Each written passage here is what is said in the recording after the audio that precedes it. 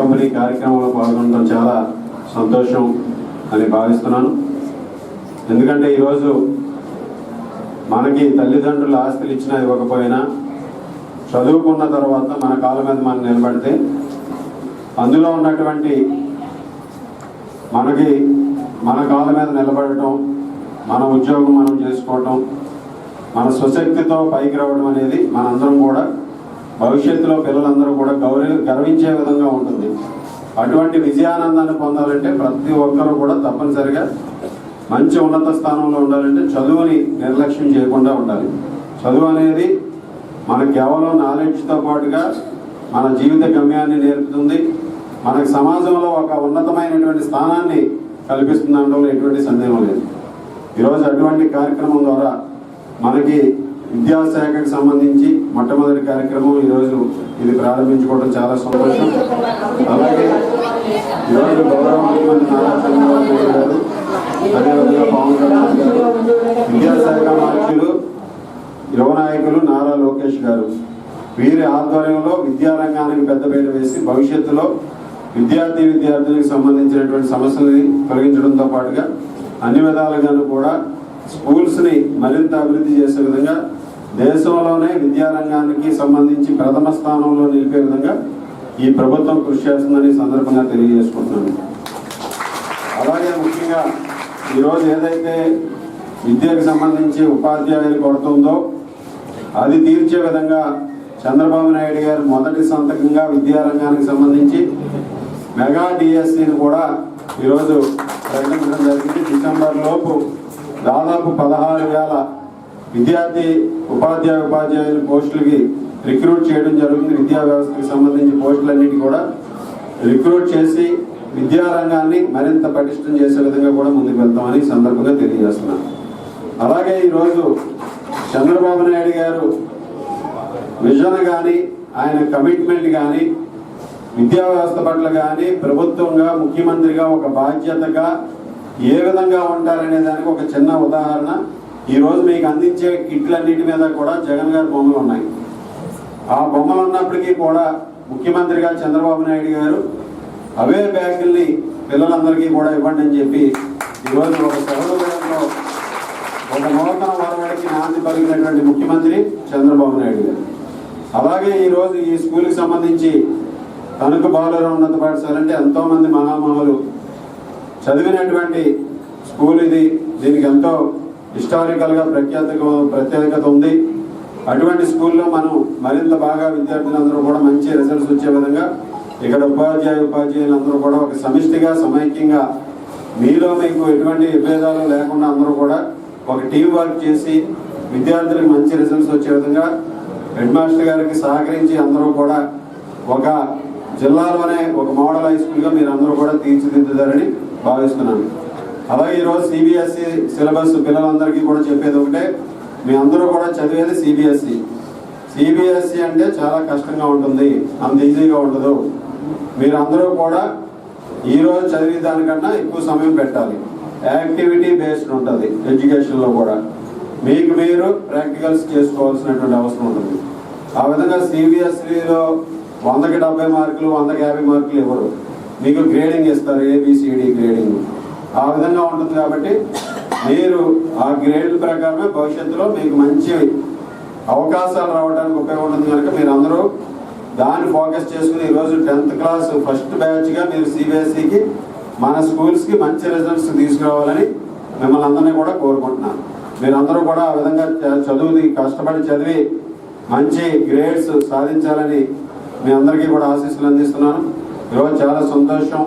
అలాగే భవిష్యత్తులో కూడా ఈ స్కూల్కి కావాల్సినటువంటి సౌకర్యాలు కల్పించడంలో కానీ అన్ని విధాలుగాను కూడా మా సహకారం అందిస్తాం. మన మంత్రివర్యులు నారా లోకేష్ గారి నాయకత్వంలో ఈ రాష్ట్రంలో విద్యా వ్యవస్థని అంతా కూడా మరింత పటిష్టం చేసి మన పిల్లల భవిష్యత్తుని కాపాడే విధంగా ముందుకు వెళ్తాం.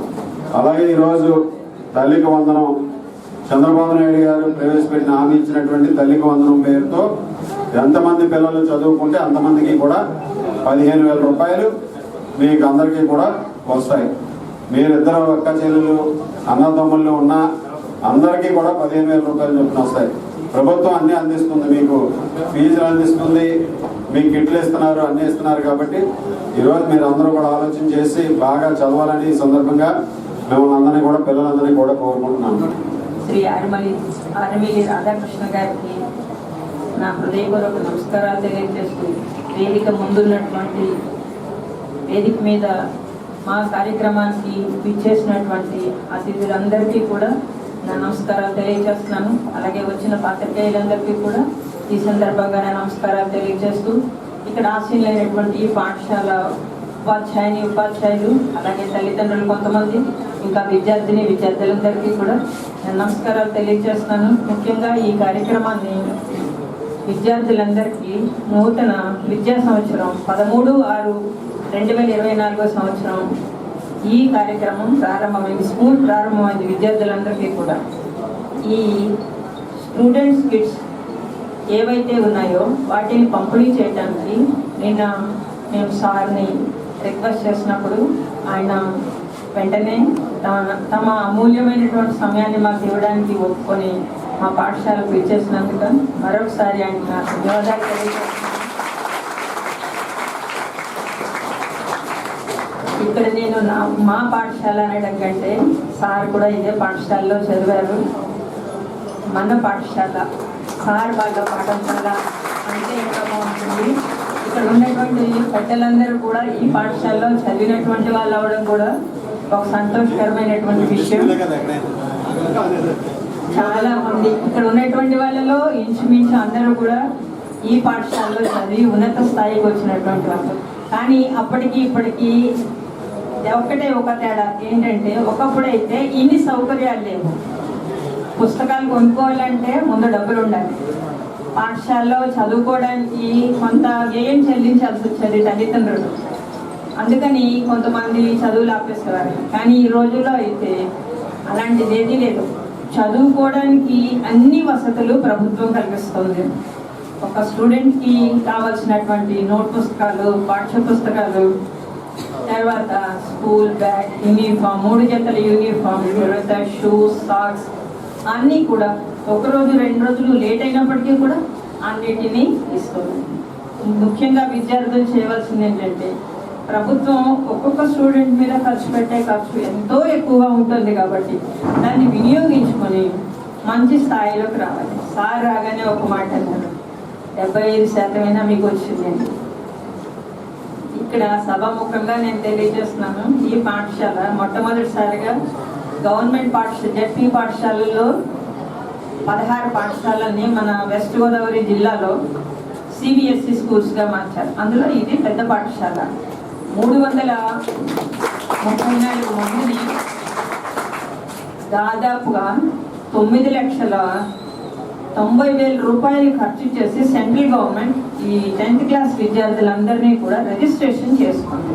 కాబట్టి ఇక్కడ వేరే 10th క్లాస్ ఎస్ఎస్సి విద్యార్థులు ఉండరు, సిబిఎస్ఈ విద్యార్థులే ఉంటారు. వీళ్ళందరికీ కూడా ఎగ్జామినేషన్ ప్యాటర్న్ వేరుగా ఉంటుంది.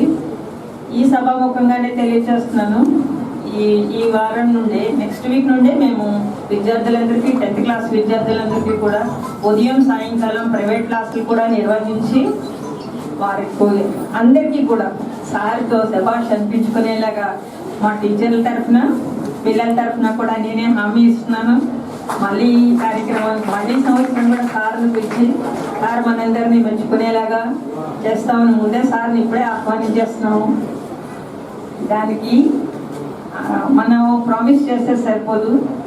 టీచర్స్, హెచ్ఎం, విద్యార్థులందరూ కూడా కృషి చేయాలి. 10th క్లాస్ వాళ్ళందరూ ఫస్ట్ ఇయర్ సిబిఎస్ఈ ఎగ్జామ్కి వెళ్ళబోతున్నారు. కాబట్టి ఇంకొక విషయం, సార్ని సభాముఖంగా మీ పాఠశాల, మీరు చదివిన పాఠశాల, మా పాఠశాల, ఇప్పుడు సార్ చెప్పారు జైపూర్ పాఠశాలను దత్తత తీసుకున్నారు అంటున్నారు. ఈ పాఠశాలని కూడా దత్తత తీసుకుని పాఠశాలకు అవసరమైనటువంటి ఇంకా ఏమైనా మౌలిక సౌకర్యాలు, ఇంకా మాకు ఏ విధమైనటువంటి సహాయ సహకారాలు అవసరమైనప్పటికీ మిమ్మల్ని అడుగుతాము. మాకు వాటిని చేసి పెట్టాలని సభాముఖంగా కోరుకుంటూ, మీ విలువైనటువంటి సమయాన్ని మాకు వెచ్చించి మా పాఠశాలకు వచ్చేసినటువంటి మీకు